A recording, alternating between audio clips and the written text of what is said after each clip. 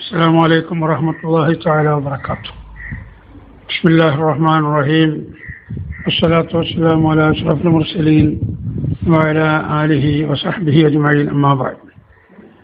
പ്രിയമുള്ള സുഹൃത്തുക്കളെ, നമ്മുടെ ഇന്നലെ നാം സംസാരിക്കുന്ന സമയത്ത് ചില ആളുകൾക്ക് സംശയമുണ്ടായിരുന്നു. പലരും ആ സംശയം PM ചെയ്തിട്ടും അല്ലാതെയുമൊക്കെ അറിയിക്കുകയും ചെയ്തു. ആ സംശയ നിവാരണത്തോടു കൂടിയാകാം ഇന്നുള്ള ക്ലാസ്. അത് കുറച്ച് കഴിഞ്ഞിട്ട് അതിൻ്റെ സംശയം തീരുന്ന ഭാഗത്തേക്ക് എത്തുമായിരുന്നു. എന്നാലും സംശയം തീർത്തുകൊണ്ട് നമുക്ക് ഇന്ന് ക്ലാസ്സിൻ്റെ നടപടിക്രമങ്ങളിലേക്ക് തുടങ്ങാം. മഹാനായ ശംസുൽ ഉലമക്ക് സിഹർ ചെയ്തോ, ആര് ചെയ്തു, എന്താണ് അതിൻ്റെ തെളിവ്? തെളിവില്ലാതെ ഒരു കാര്യം സമർത്ഥിക്കൽ അത് ബുദ്ധി സമ്മതിക്കുന്ന കാര്യം അല്ലല്ലോ. അപ്പം എന്തെങ്കിലും ഒരു കാര്യം നാം പറയുന്നതിന് അതിന് തെളിവ് വേണം.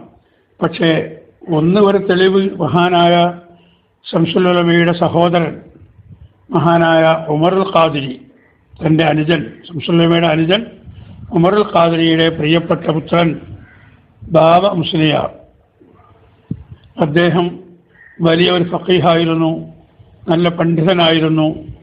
മാത്രവുമല്ല തൽസമാത്തിൻ്റെ കാര്യത്തിൽ വളരെ കൂടുതൽ അവഗാഹം നേടിയ ഒരു മഹാനുമായിരുന്നു. മഹാനായി ബാബ മുസ്ലിയാർ, ഉമർ മുസ്ലിയാരുടെ പുത്രനെ തൻ്റെ മൂത്താപ്പാക്ക് ഏറ്റ ഈ സിഹർ തനിക്കത് ബോധ്യപ്പെടുകയും വെള്ളിമാട് കുന്നിലുള്ള മൂത്താപ്പയുടെ വീട്ടിൽ ചെന്ന് ഈ കാര്യം മൂത്താപ്പയോട് വിശദമായി സംസാരിക്കുകയും ചെയ്തു. അത് 91 കാലങ്ങളിലാണ്. 91 കാലങ്ങളിൽ ഈ സിഹർ കഠിനമായി ബാധിച്ചിരിക്കുന്ന സന്ദർഭമാണ്. ആ കാരണം കൊണ്ട് ബഹുമാനപ്പെട്ട ശംസുൽ ഉലമ തൻ്റെ സഹോദരപുത്രൻ്റെ വാക്കുകൾക്ക് ചെവി കൊടുത്തില്ല. മഹാനായ ബാബ മുസ്ലിയാർ തന്നെ അത് വിശദീകരിച്ചത് തൻ്റെ മൂത്താപ്പയെ ഒരു കിണറ്റിൽ, വലിയ ആഴമില്ലാത്ത ഒരു കിണറ്റിൽ, അത് വെള്ളവുമില്ലാത്ത ഒരു കിണറ്റിൽ ബഹുമാനപ്പെട്ട ശംസുൽ ഉലമയെ കാണുന്നു. ആ ശംസുൽ ഉലമ ആ കിണറിൻ്റെ അടിയിൽ ചുറ്റുഭാഗത്തും ഇങ്ങനെ നടക്കുകയാണ്. അപ്പോൾ പച്ച ഷാള് താഴത്തേക്ക് ഇറക്കിക്കൊണ്ട് ശംസുൽ ഉലമയെ കയറ്റാൻ ശ്രമിക്കുന്നു. പക്ഷേ ശംസുൽ ഉലമ ഷാളിൽ പിടിക്കാൻ ഒരുങ്ങുമ്പോഴേക്കും ഷാൾ അവർ വലിച്ചു കളയും. ഇതാണ് ബഹുമാനപ്പെട്ട ദാരിമി ഉസ്താദുകൾ കാണുന്നത്. ഈ വിവരം ബഹുമാനപ്പെട്ട ശംസുൽ ഉലമയുടെ ശ്രദ്ധയിൽപ്പെടുത്തിയപ്പോൾ നിനക്ക് വേറെ എന്തെങ്കിലും പറയാനുണ്ടെങ്കിൽ പറഞ്ഞോളൂ എന്ന് പറഞ്ഞ് തന്നെ മടക്കി അയക്കുകയാണ് ചെയ്തത്. ആ കഠിനമായ സിഹറിൻ്റെ കാരണമായിരുന്നു ശംസുൽ ഉലമ ഇങ്ങനെ തപ്പി കളിച്ചിരുന്നത്. അതുകൊണ്ട് തന്നെയാണ് ശംസുൽ ഉലമ തൻ്റെ ആദർശത്തിന് വിരുദ്ധമായി, ലീഗ് ഓഫീസുകളൊക്കെ സുന്നത്ത് ജമാഅത്തിൻ്റെ ഓഫീസുകളാണ്, എല്ലാവരും മുസ്ലിം ലീഗിൽ അണിചേരണം, അങ്ങനെയുള്ള ഒരുപാട് പ്രസ്താവനകൾ വേറെയും ഉണ്ടായിട്ടുണ്ട്. കൂടുതലൊന്നും അത് പരാമർശിക്കേണ്ട ആവശ്യം ഇല്ല. അങ്ങനെ ശംസുൽ ഉലമ ആ നിലപാട് സ്വീകരിച്ചിട്ട് ബഹുമാനപ്പെട്ടവരുടെ ദിക്റിൻ്റെയും മറ്റ് ഇബാദത്തുകളുടെയും അതുപോലെ ഏറ്റവും ആഴമേറിയ ഇൽമിൻ്റെയും കാരണം കൊണ്ട് ഈ സിഹർ ഓട്ടോമാറ്റിക്കായി നീങ്ങിപ്പോയി. ആ സിഹർ ബാധ കാരണം ഒരുപാട് ഞാൻ സംസാരിച്ചു പോയി. കാന്തപുരത്തിനെതിരെ ഞാൻ സംസാരിച്ചു പോയി. കുന്നമംഗലത്തടക്കം യോഗം സമ്മേളനം വെച്ച് AP ഉസ്താദിനെതിരെ ബഹുമാനപ്പെട്ട ശംസുൽ ഉലമ അന്ന് പരാമർശങ്ങൾ നടത്തിയിരുന്നു. പക്ഷേ അതൊക്കെ അപരാധമായിപ്പോയി എന്ന് ബഹുമാനപ്പെട്ട ശംസുൽ ഉലമ മഹാനവറുകൾ തീരുമാനിച്ചതിൻ്റെ അടിസ്ഥാനത്തിലാണ് ഈ പറഞ്ഞതൊന്നും നിങ്ങൾ മുഖവിലക്കെടുക്കേണ്ട, അതെനിക്ക് ഏറ്റ ഒരു സുഖക്കേട് കാരണം അങ്ങനെ സംഭവിച്ചു പോയതാണെന്ന് ജനങ്ങളെ അറിയിക്കാൻ വേണ്ടിയിട്ടാണ് ബഹുമാനപ്പെട്ട AP ഉസ്താദുകളെ മയ്യത്ത് സംസ്കരിക്കാൻ വേണ്ടി ശംസുൽ ഉലമ നിർദ്ദേശിച്ചത്. കാരണം ഈ നേതൃത്വം കൊടുക്കൽ കൊണ്ട്, മയ്യത്ത് സംസ്കാരത്തിനാണ് നേതൃത്വം കൊടുക്കുന്നതെങ്കിലും ഈ നേതൃത്വം കൊടുക്കൽ കൊണ്ട് ജനങ്ങൾ മനസ്സിലാക്കണം, ഇവിടെ സുന്നത്ത് ജമാഅത്തിന് നേതൃത്വം കൊടുക്കാൻ AP അബൂബക്കർ മുസ്ലിയാർ മാത്രമേ തൻ്റെ ഇടമുള്ള ത്രാണിയുള്ള ആർജവമുള്ള ഒരു പണ്ഡിതനുള്ളൂ. അതുകൊണ്ട് കൂടിയിരിക്കുന്ന ഈ ഭാഗത്തുള്ള സമസ്തയുടെ നേതാക്കളെ നിങ്ങളും കൂടി മനസ്സിലാക്കണം. അതിനുവേണ്ടിയാണ് ഞാൻ എ കൊണ്ട് മയ്യത്ത് നിസ്കരിപ്പിക്കുന്നത് എന്ന ഒരു ധ്വനി ആ വരികൾക്കിടയിൽ ഒളിഞ്ഞു കിടക്കുന്നുണ്ട്. ഉദാഹരണമായി നമുക്ക് പറയാം, മഹാനായ റസൂലുള്ളാഹി സ്വല്ലല്ലാഹു അലൈഹി വസല്ലമ തങ്ങൾക്ക് രോഗം കഠിനമായപ്പോൾ ബഹുമാനപ്പെട്ട റസൂലുള്ളാഹി സ്വല്ലല്ലാഹു അലൈഹി വസല്ലമ തങ്ങൾക്ക് നിസ്കാരത്തിന് നേതൃത്വം നൽകാൻ കഴിയുന്നില്ല. ആ സന്ദർഭത്തിൽ മദീന പള്ളിയിലുണ്ടായിരുന്ന നൂറുകണക്കിന് സ്വഹാബികളുടെ കൂട്ടത്തിൽ തൻ്റെ മരുമകനായ സ്വഹാബി ആ കൂട്ടത്തിലുണ്ട്, അലി റളിയല്ലാഹു അൻഹു, തൻ്റെ മറ്റൊരു മരുമകനായ സ്വഹാബി ഉസ്മാൻ ഇബ്നു അഫ്ഫാൻ റളിയല്ലാഹു അൻഹു, ഇങ്ങനെയൊക്കെയുള്ള പ്രമുഖരായ സ്വഹാബികളുണ്ടായിട്ടും റസൂലുള്ളാഹി സ്വല്ലല്ലാഹു അലൈഹി വസല്ലമ തങ്ങൾ നിസ്കാരത്തിന് നേതൃത്വം നൽകാൻ മഹാനായ അബൂബക്കർ സിദ്ദീഖ് തങ്ങളെയാണ് നിർദ്ദേശിച്ചത്. അതിലൊരു പാഠം ബാക്കിയുള്ള സ്വഹാബത്തിനുണ്ടായിരുന്നു.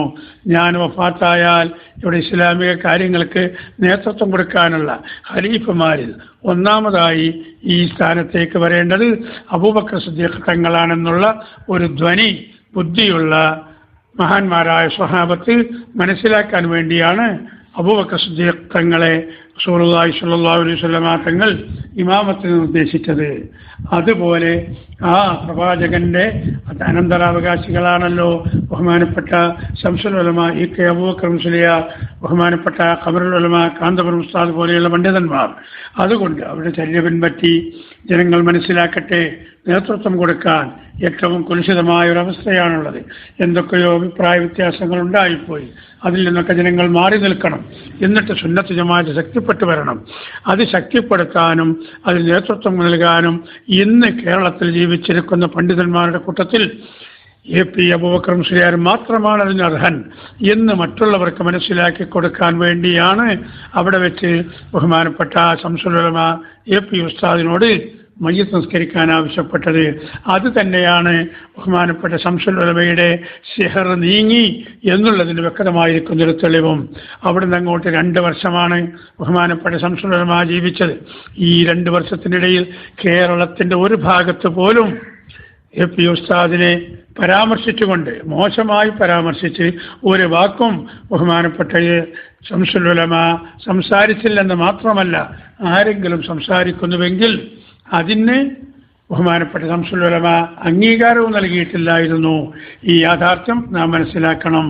അതുപോലെ ഇതിനൊരു പരിഹാരം, അഥവാ ഈ കുറേ ആളുകൾ 5-6 കൊല്ലം ഇങ്ങനെ പറഞ്ഞു നടന്നതിന് ഒരു പരിഹാരം കാണാൻ വേണ്ടിയാണ് ബഹുമാനപ്പെട്ടവരുടെ ജീവിതകാലത്ത് തന്നെ ബഹുമാനപ്പെട്ട അസ്ഹരി തങ്ങളെ സമസ്തയുടെ പ്രസിഡന്റാക്കി ബഹുമാനപ്പെട്ട ശംസുൽ ഉലമ നിയോഗിച്ചതും.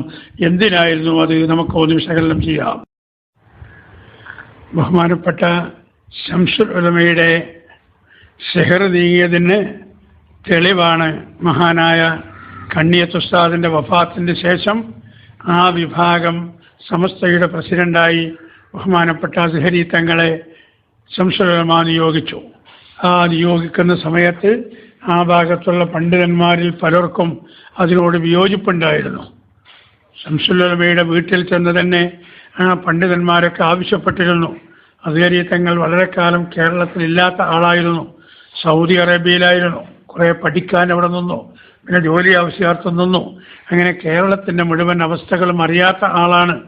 അതുകൊണ്ട് അസ്ഹരി തങ്ങളെ പ്രസിഡന്റ് ആക്കാതിരിക്കലാണ് നല്ലത് എന്നൊക്കെ അസ്ഹരി തങ്ങളുടെ ഭാഷയിൽ പറഞ്ഞാൽ, ഞാൻ പറയുന്നതല്ല, കാര്യമായ ആലിമീങ്ങളെക്കുറിച്ച് തങ്ങൾ പറഞ്ഞതാണ്.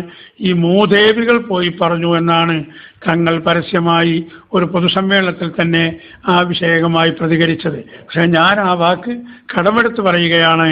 ആ ആലിമീങ്ങളെക്കുറിച്ചൊന്നും അങ്ങനത്തെ ഒരു വാക്ക് പറയാൻ ഒരിക്കലും ഞാൻ അർഹനല്ല. ഞാൻ എൻ്റെ സ്വന്തം വാക്ക് കൊണ്ട് നീയത്ത് കൊണ്ട് പറയുന്നതും അല്ല എന്ന് പ്രത്യേകമായി എല്ലാവരെയും ഓർമ്മപ്പെടുത്തുന്നു. പക്ഷേ ശംസുൽ ഉലമ അതൊന്നും ചെവിക്കൊണ്ടില്ല. അസ്ഹരി തങ്ങളെ തന്നെ പ്രസിഡന്റാക്കി. ആ പ്രസിഡന്റാക്കിയതിൻ്റെ പരിണിത ഫലം പിന്നീട് നാം മനസ്സിലാക്കിയില്ലേ, അറിഞ്ഞില്ലേ? ഇവരുടെ ഈ നീക്കങ്ങളും അവരുടെ ഈ പ്രവർത്തനങ്ങളുമൊന്നും അഹ്ലുസുന്നത്തി വൽ ജമാഅത്തിന് യോജിച്ചതല്ലെന്ന് അസ്ഹരി തങ്ങൾ മനസ്സിലാക്കി. അതവരോട് പലവട്ടം നേരിട്ട് പറഞ്ഞിട്ടും സമ്മതിക്കാത്തതിൻ്റെ പേരിലാണ് പട്ടിക്കാട് ജാമിയ നൂരിയ അറബി കോളേജിൻ്റെ പ്രിൻസിപ്പാൾ കൂടിയായ ബഹുമാനപ്പെട്ട അസ്ഹരി തങ്ങൾ സമസ്തയുടെ പ്രസിഡന്റാണ്, ജാമിയയുടെ പ്രിൻസിപ്പാളുമാണ്. ആ ജാമിയയുടെ സമ്മേളനം നടക്കുമ്പോൾ അവിടുത്തെ വിദ്യാർത്ഥികൾ പുറത്തിറക്കുന്ന അൽ മുനീർ എന്ന് പറയുന്ന ഒരു മാസിക, മാസിക എല്ലാ വർഷവും പുറത്തിറക്കാറുണ്ട്. ജനങ്ങൾക്കൊക്കെ അത് വിതരണം ചെയ്യാറുണ്ട്. അതിൽ ബഹുമാനപ്പെട്ട തങ്ങൾ പ്രസക്തമായിരിക്കുന്ന ഒരു ലേഖനം എഴുതി. അറബിയിലായിരുന്നു ലേഖനം.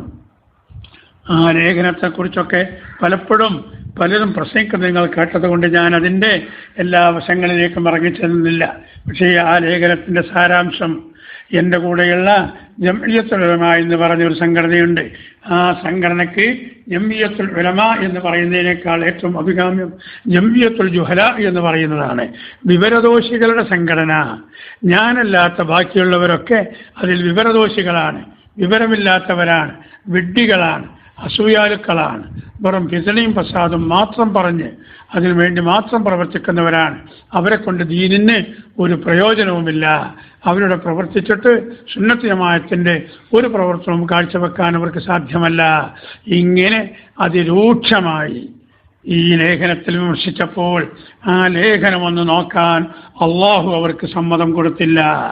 ഏതുവരെ ആ സമ്മേളനത്തിൽ വെച്ച് സൂവനീർ അവരുടെ ആ മാസിക അത് പുറത്തിറങ്ങുകയും അതെല്ലാവരുടെ കൈകളിലെത്തുകയും നമ്മുടെ പണ്ഡിതന്മാരുടെ കൈകളിലുമെത്തി അത് സൂക്ഷ്മമായി വീക്ഷിച്ചപ്പോൾ ഇങ്ങനെയുള്ള ഒരു ലേഖനം അതിൽ കണ്ടപ്പോൾ പരസ്യമായി നമ്മുടെ പ്രാസംഗികന്മാർ പ്രസംഗിക്കാൻ തുടങ്ങി. ആ സമയത്താണ് ഭാഗത്തുള്ള മൂല്യന്മാരും ബാക്കിയുള്ളവരും അത് വായിച്ചു നോക്കി അതിൻ്റെ അർത്ഥം പഠിച്ച് മനസ്സിലാക്കുന്നത്. അപ്പോഴേക്കും വണ്ടി സ്റ്റേഷൻ വിട്ടിരുന്നു. പലരുടെയും കയ്യിൽ ഈ സോവനിറത്തിയിരുന്നു. അങ്ങനെ അവരത്രമാത്രം കടന്നാക്ഷേപിച്ച ഈ തങ്ങളെ ഇനി അതിൻ്റെ പ്രിൻസിപ്പാളാക്കാൻ പറ്റില്ലെന്ന് തീരുമാനിച്ച് ജാമ്യയുടെ പ്രിൻസിപ്പാൾ സ്ഥാനത്ത് നിന്നും അവരെ നീക്കം ചെയ്യുകയും അതിന് പകരം കെ അബൂബക്കർ ഹസ്രത്തെ പ്രിൻസിപ്പാളായി നിശ്ചയിക്കുകയും ചെയ്തു. കുറച്ചു കാലം കഴിയുന്നതിന് മുമ്പ് തന്നെ സമസ്തയുടെ പ്രസിഡന്റ് സ്ഥാനത്ത് നിന്നും അതുവരെ തങ്ങളെ അവർ നീക്കി. അല്ലേ, സ്വാഭാവികമായി ഒന്ന് ചോദിച്ചോട്ടെ, സമസ്ത കേരള ജംഇയ്യത്തുൽ ഉലമയുടെ പ്രസിഡന്റ് സ്ഥാനത്തിരിക്കുന്നവരൊക്കെ വഫാത്തായതിനു ശേഷം മറ്റുള്ളവരെ തിരഞ്ഞെടുക്കാറാണ് പതിവ്. ബഹുമാനപ്പെട്ട മർഹൂം സദഖത്തുൽ ഉസ്താദ് മാത്രമാണ് സ്വന്തമായി രാജിവെച്ചു പോയത്. അദ്ദേഹത്തെയും സമസ്തയുടെ പ്രസിഡന്റ് സ്ഥാനത്ത് നിന്ന് നീക്കിയിട്ടില്ല. ബാക്കിയുള്ള ആളുകളൊക്കെ മരണപ്പെട്ടതിന് ശേഷം അനുയോജ്യരായ ഒരാളെ തിരഞ്ഞെടുക്കുമ്പോൾ മഹാനായ തങ്ങളവറുകളെ ഇവരഞ്ചാറാളുകൾ യോഗം ചേർന്ന് അവർ തങ്ങളെ ഒഴിവാക്കുകയും അതിനു പകരം മറ്റൊരു മുസ്ലിയാർ തിരഞ്ഞെടുക്കുകയും ചെയ്തു. എന്തായിരുന്നു ഇതിൻ്റെ കാരണം? മഹാനായ ശംസുൽ ഉലമ തീരുമാനിച്ചു, എന്നെ ഏതോ ദുശക്തികൾ കുടുക്കി സുന്നത്ത് ജമാഅത്തിനെതിരെ ഞാൻ കുറച്ച് സംസാരിച്ചു പോയി. ഞാൻ സംസാരിച്ച കാരണം കൊണ്ട് ഏതാനും ആളുകൾ അവരുടെ പക്ഷത്തുണ്ടായി. ശംസുൽ ഉലമയെങ്ങാനും ആ ഭാഗത്തില്ലായിരുന്നുവെങ്കിൽ ചേളാരികളുടെ അവസ്ഥ വട്ടപൂജ്യമാകുമായിരുന്നു. ഇത് മനസ്സിലാക്കിയ ഹൃദയം വേദനിച്ച ബഹുമാനപ്പെട്ട ശംസുൽ ഉലമ തൻ്റെ പിൻഗാമിയായിട്ടാണെങ്കിലും ബഹുമാനപ്പെട്ട തങ്ങളെക്കൊണ്ട് ഞാൻ വഫാത്തായതിനു ശേഷമാണെങ്കിലും ഈ യാഥാർത്ഥ്യമൊന്ന് ലോകരോട് വിളിച്ചു പറയട്ടെ, എന്നിട്ട് ജനങ്ങൾ ഈ കാര്യം മനസ്സിലാക്കട്ടെ എന്ന സതുദ്ദേശത്തോടു കൂടിയാണ് അസ്ഹരി തങ്ങളവകളെ പ്രസിഡന്റാക്കിയത്. അതുകൊണ്ടാണ് ശംസുൽ ഉലമയുടെ കറാമത്ത് എന്ന നിലയ്ക്ക് അസ്ഹരി തങ്ങൾ ഇത്രയും കാര്യം പരസ്യമായി പ്രഖ്യാപിച്ചതും അത് ശംസുൽ ഉലമക്കേറ്റ സെഹർ അത് നീങ്ങിയതിൻ്റെ തെളിവായിരുന്നു എന്ന് പ്രിയമുള്ള സഹോദരന്മാരെ നാം മനസ്സിലാക്കണം. അതല്ലാതെ ഇവരെന്തെങ്കിലും പണി ചെയ്ത് അവരെങ്ങനെ കൊണ്ടുപോയി വെക്കുന്നതും മറ്റുമൊന്നും ഞാനോ മറ്റുള്ളവരോ കണ്ടിട്ടല്ല. ഈ അനുഭവത്തിൻ്റെ ഈ യാഥാർത്ഥ്യം പച്ചയായിരിക്കുന്ന ഈ തെളിവുകൾ അത് വെച്ചുകൊണ്ടാണ് ശംസുൽ ഉലമക്ക് സെഹർ ബാധിച്ചിരുന്നു എന്ന് നാം പ്രസ്താവിക്കാനുള്ള കാരണമെന്ന് എല്ലാവരെയും അറിയിക്കുന്നു. ഇൻഷാ അള്ളാഹ് ഇന്നത്തെ ക്ലാസ് ഈ ഒരു സംശയത്തിന് മറുപടി പറഞ്ഞുകൊണ്ട് അവസാനിപ്പിക്കുകയാണ്. മറ്റൊരു സംശയവും കൂടി അദ്ദേഹം ചോദിച്ചിരുന്നു. അതും എല്ലാവരും അറിയേണ്ടതാണെന്ന നിലയ്ക്ക് അതിൻ്റെ ഒരു മറുപടിയും കൂടി പറഞ്ഞ് ഇന്ന് മുസ്ലിം ജമാഅത്തിൻ്റെ അത്യാവശ്യ ചില കാര്യങ്ങൾക്ക് മറ്റു സ്ഥലത്ത് പോകാനുള്ളതിൻ്റെ പേരിൽ ഇന്ന് ഈ ക്ലാസ് ഏകദേശം ഈ സംശയത്തിനും കൂടി മറുപടി പറഞ്ഞ് ഞാൻ ഇൻഷാ അള്ളാഹ് അവസാനിപ്പിക്കുന്നു. ബാക്കി നമുക്ക് നാളെ തുടരാം. എന്തായിരുന്നു മറ്റുള്ള സംശയത്തിൻ്റെ മറുപടി?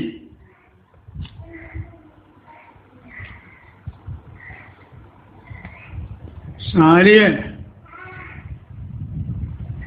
എന്താ പരിപാടി? ഒന്നുമില്ലേ? ഇന്നലത്തെ ക്ലാസ്സിൽ മറ്റൊരു സംശയം ചോദിച്ചത് ഒരു സലാം പറയുന്ന പാഠത്തെക്കുറിച്ചായിരുന്നു. ആ ഭാഗത്തേക്ക് നമ്മൾ ക്ലാസ് എത്തുന്നുണ്ട്. ആ ഭാഗത്തേക്ക് നമ്മുടെ ക്ലാസ് എത്തുന്നുണ്ട്. അതുകൊണ്ട് അപ്പോൾ അത് വിശദമായിട്ട് പറയാം. എന്നാലും ആ സംശയം ചോദിച്ച സ്ഥിതിക്ക് ഒറ്റ വാക്കിൽ അതിന് മറുപടി പറയുന്നു. അത് മലപ്പുറം ജില്ലയിലെ എൻ്റെയൊക്കെ നാട്ടിൻ്റെ അടുത്തുള്ള കാളികാവ് റേഞ്ച് ജംഇയ്യത്തുൽ മുഅല്ലിമീൻ്റെ യോഗം ചേർന്ന് അവിടെയുള്ള ഏതാനും മുഅല്ലിമീങ്ങളായിരുന്നു ഈ അഖ്ലാഖിലെ സലാം പറയൽ എന്ന പാഠത്തിൻ്റെ ആ പുസ്തകത്തിൻ്റെ പേജ് കീറി അത് വിദ്യാഭ്യാസ ബോർഡിൻ്റെ ഓഫീസിലേക്ക് അയച്ചു കൊടുത്തിട്ട് അവരെ പ്രതിഷേധം അറിയിച്ചു. ഇങ്ങനെയൊക്കെയുള്ള പാഠങ്ങൾ കുട്ടികളെ പഠിപ്പിച്ചാൽ ജനങ്ങളിൽ അത് അനൈക്യത്തിന് കാരണമാകും എന്നൊക്കെയായിരുന്നു ഈ എമിറ്റേഷൻ മുഅല്ലിമീങ്ങളുടെ വാദം. കാരണം അവർ 100% സുന്നികളാണെങ്കിൽ അവർ ഈ വാദം ഉന്നയിക്കൂലല്ലോ. അതുകൊണ്ട് അവരെക്കുറിച്ച് എമിറ്റേഷൻ സുന്നികൾ, 80-20 സുന്നികൾ, 80-20 എന്ന നിലക്കുള്ള സുന്നികളെ അവരെ കൂട്ടാൻ പറ്റും. 80% സുന്നത്ത് ജമാഅത്തിനെതിരും 20% പേരിന് സുന്നിയും. ഇതിങ്ങനെ വിദ്യാഭ്യാസ ബോർഡിൻ്റെ യോഗത്തിൽ ഇത് ചർച്ച വന്നപ്പോൾ അന്ന് ബഹുമാനപ്പെട്ട ശംസുൽ ഉലമ ഇ കെ അബൂബക്കർ മുസ്ലിയാർ ബഹുമാനപ്പെട്ട കാന്തപുരം ഉസ്താദിൻ്റെ കൂടെ തന്നെയാണ്. ബാക്കിയുള്ള ഈ മലപ്പുറം ജില്ലയിലെ കുറേ രാഷ്ട്രീയ മൗലാനമാരാണ് ഇതിനൊത്താശ പാടിക്കൊണ്ടപ്പുറത്തുള്ളത്. അതിൽ തന്ത്രപരമായൊരു നീക്കമാണ് അന്ന് ശംസുൽ ഉലമ നടത്തിയത്. അപ്പോൾ ഈ പുസ്തകം മാറ്റണം, അത് പിൻവലിക്കണം എന്നൊക്കെയാണ് പലരുടെയും ആവശ്യം. അതിന് ഒത്താശ ചെയ്തുകൊണ്ട് വിദ്യാഭ്യാസ ബോർഡിലുള്ള ഈ രാഷ്ട്രീയ മൗലവിമാരും പറയുന്നു അത് മാറ്റണം, ആവശ്യം തന്നെയാണ്. ജനങ്ങളുടെ ഇടയിൽ എങ്ങനെ ഒരു പാഠം പഠിപ്പിച്ചു കൊടുത്തെങ്ങാണ്ടുള്ളത് വേണ്ട, പിന്നെ അത് മൗലവിമാർ പറഞ്ഞു കൊടുത്താൽ മതി വഹാബികൾക്ക് സലാം ചെല്ലണ്ടെന്നുള്ളത്. അപ്പം അതിങ്ങനെ എഴുതി വെക്കേണ്ട ആവശ്യമില്ല. ശംസുൽ ഉലമയ്ക്ക് ദേഷ്യം പിടിക്കാത്തത് കൊണ്ടല്ല, പക്ഷേ ഒരു തന്ത്രപരമായ നീക്കങ്ങളിലൂടെ ശംസുൽ ഉലമ പറഞ്ഞു, ഒരു കാര്യം ചെയ്യുക, നമ്മൾ ഈ പുസ്തകമൊക്കെ ഇപ്പോൾ കുറച്ച് പഴയതല്ലേ, കുനിയൻ അമ്മിയിൽ കയറി, ബഷീർ കീശ കയറി, മണ്ടൻ കുണ്ടിൽ ചാടി, ഇങ്ങനെയൊക്കെയുള്ളതൊന്നും ഇപ്പോഴത്തെ യോജിച്ചതല്ല. അതുകൊണ്ട് നമുക്ക് ആ മൊത്തം സിലബസ് ഒന്ന് പരിഷ്കരിക്കാം, അതിനൊരു സ്ക്രൂട്ടിംഗ് കമ്മിറ്റിയെ നമുക്ക് നിശ്ചയിക്കാം.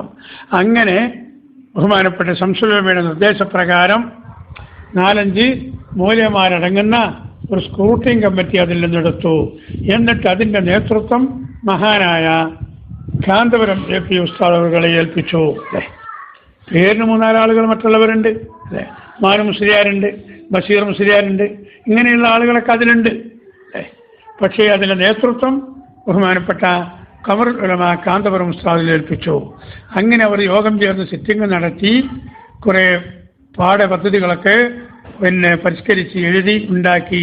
ബഹുമാനപ്പെട്ട കോടമ്പുഴ ബാബു മുസ്ലിയാരൊക്കെ അതിനു വേണ്ടി അധ്വാനിച്ച ആളായിരുന്നു.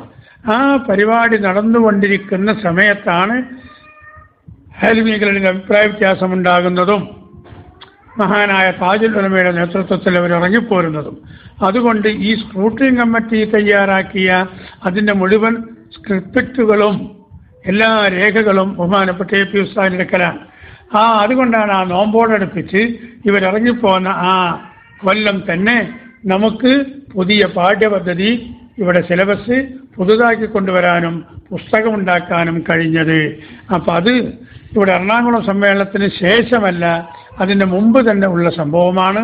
അതിങ്ങനെ റേഞ്ച് ജംഇയ്യത്തുൽ മുഅല്ലിമീനിൽ നിന്നും ഇങ്ങനെ പുസ്തകത്തിൻ്റെ പേജ് കീറി അയച്ചിട്ട് അതിനൊത്താശ പാടുന്ന ചില മൗലവിമാരും കൂടി അവിടെ വെച്ച് സംസാരിച്ച് ചർച്ചയായപ്പോൾ ശംസുൽ ഉലമയുടെ നിർദ്ദേശപ്രകാരം അങ്ങനെ സിലബസ് തന്നെ മാറ്റാൻ തീരുമാനിച്ച് പുസ്തകങ്ങൾക്കൊക്കെ ഒരു പരിഷ്കരണം വരുത്തി. അങ്ങനെ നമ്മുടെ അഖ്ലാഖിൽ ഇപ്പോഴും അത് വളരെ വ്യക്തമായി തന്നെ രേഖപ്പെടുത്തുകയും അവർ പിന്നെ തട്ടിക്കൂട്ടിയുണ്ടാക്കിയ പുസ്തകത്തിൽ അത് ആദാബുസ്സലാം എന്തോ ഒരു പേര് വെച്ചിട്ട് മുബ്തദീങ്ങളോട് സലാം ചെല്ലാൻ പാടില്ല എന്ന് ഒരു അവ്യക്തമായ രൂപത്തിൽ അവർ അച്ചടിച്ച് കുട്ടികളെ പഠിപ്പിക്കുകയും ചെയ്യുന്നു. അതുകൊണ്ട് ഈ സംഭവം ഉണ്ടായത് എറണാകുളം സമ്മേളനത്തിന് മുമ്പാണ്, അഥവാ AP ഉസ്താദിൻ്റെ കൂടെ ബഹുമാനപ്പെട്ട EK ഉസ്താദ് ഉറച്ചു നിൽക്കുന്ന കാലത്താണ്.